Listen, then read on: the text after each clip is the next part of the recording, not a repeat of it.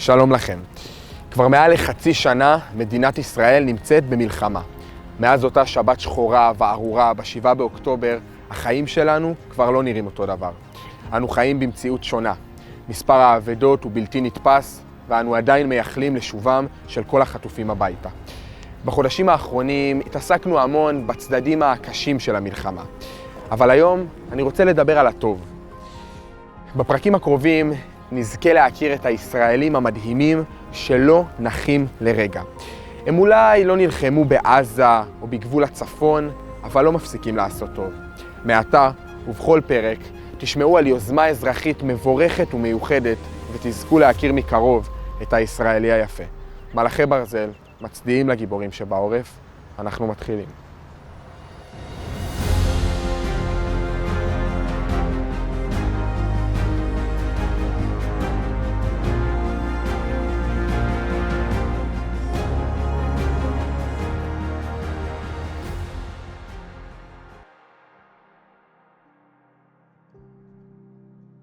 פרפרי חופש הוא מיזם שנועד לקדם ולהעלות את המודעות להשבת החטופים תוך מתן מענה למשפחותיהם. דוקטור אורית זיו, פעילה חברתית, ישבה וחשבה כיצד ניתן להצטרף למאבק תוך עזרה למשפחות החטופים. הפרפר היא חיה שמסמלת חירות, בעוד החטופים מוחזקים בתנאים קשים בשבי החמאס, והזכות הבסיסית שלהם לחופש נשללה מהם ב7 באוקטובר. לכן, היא החליטה להתחיל בפרויקט של סריגת פרפרים, אותם ניתן לענוד על הבגדים שלנו, כאשר כל ההכנסות והרווחים תרמו לטובת מטה המשפחות. בואו נלך ונכיר את המלאכיות שלנו מהיום.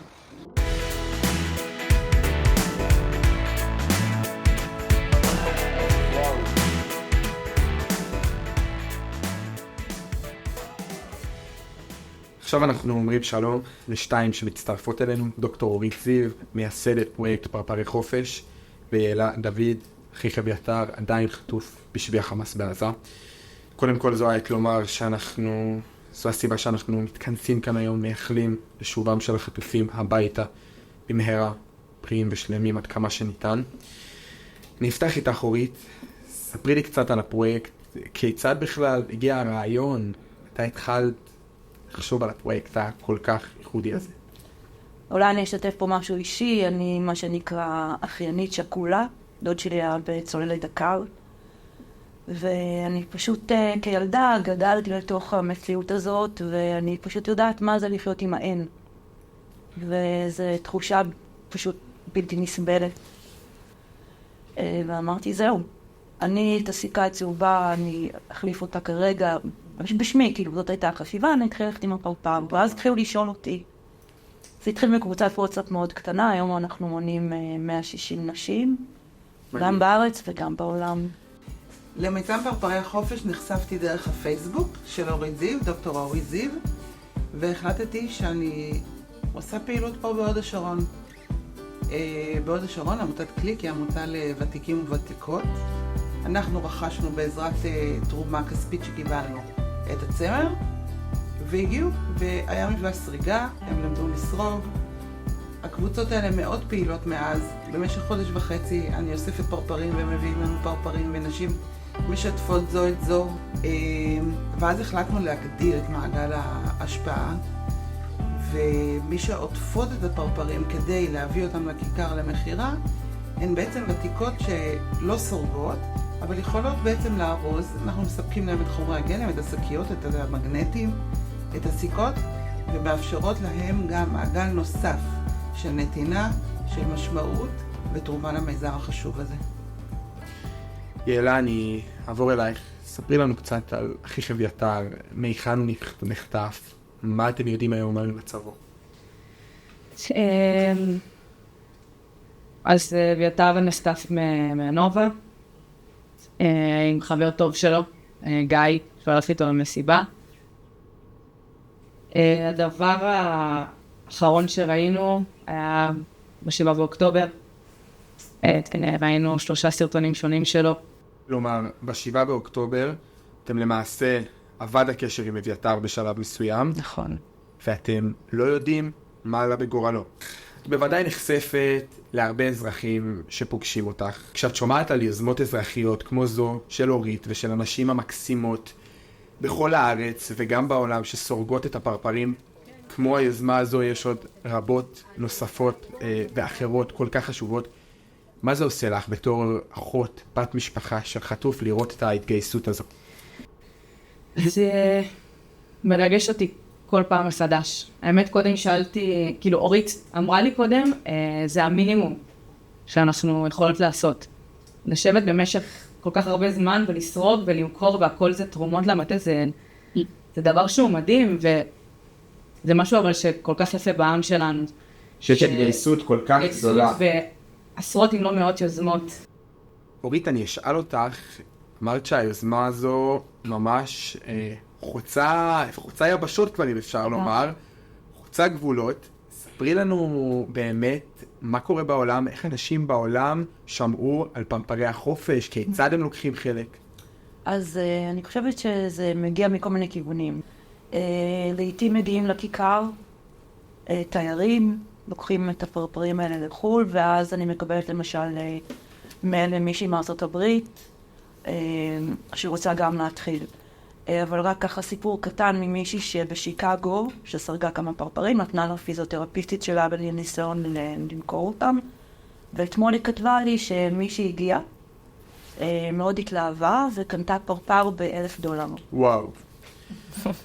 צריך לומר, וואו.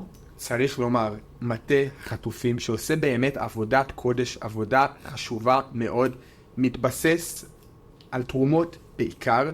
בסופו של דבר, המטה הזה מסייע לאותן משפחות. רבים מבני המשפחות הללו לא יכולים לקיים שגרת חיים, לעבוד, הם צריכים להתקיים איכשהו, והמטה, מעבר לכל הפעילות הנרחבת שלו, מסייע להם גם בפן הזה.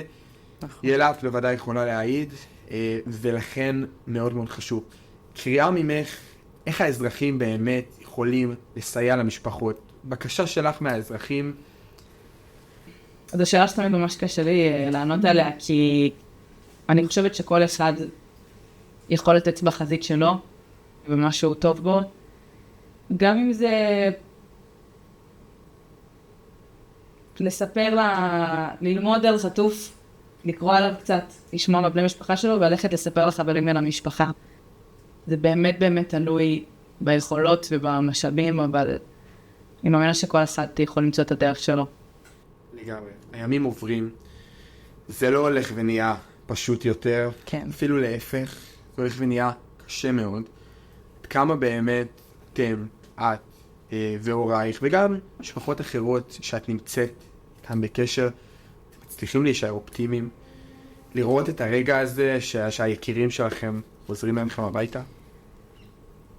אנחנו מצליחים להישאר אופטימיים, משתי סיבות.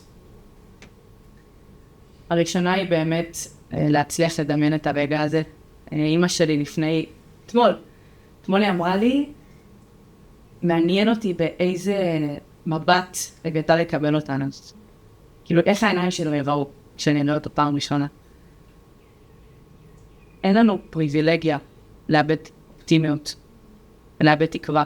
כל עוד אנחנו לא הם, כל עוד אנחנו לא יושבים שם במנהרות, ולא אוכלים כמו שצריך ולא שותים, אין לנו פריבילגיה לאבד את זה אז. וזה האדם שלי. זה חשוב, ואנחנו כולנו מצטרפים אליו.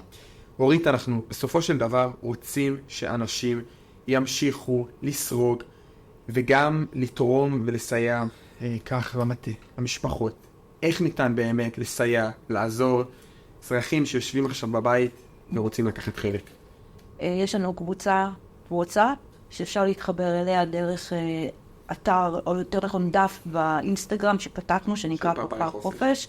שאלת על תקווה, אני מאוד שם, כי אי אפשר אחרת. כולנו מצטרפים לתפילה הזו. ניתן לזה להישכח. ורק נגיד, אנחנו יודעים, כל מוצאי שבת, יש עצרת גדולה בכיכר החטופים במוקדים שונים בארץ, אתם נמצאים שם גם. ממש קוראת לאנשים להגיע, יש שם עוד כל מיני פריטים, עוד יוזמות, דברים מאוד מאוד מרגשים, זה החיבור והנראות הזאת, זה צריך להיות כל הזמן פה על סדר היום.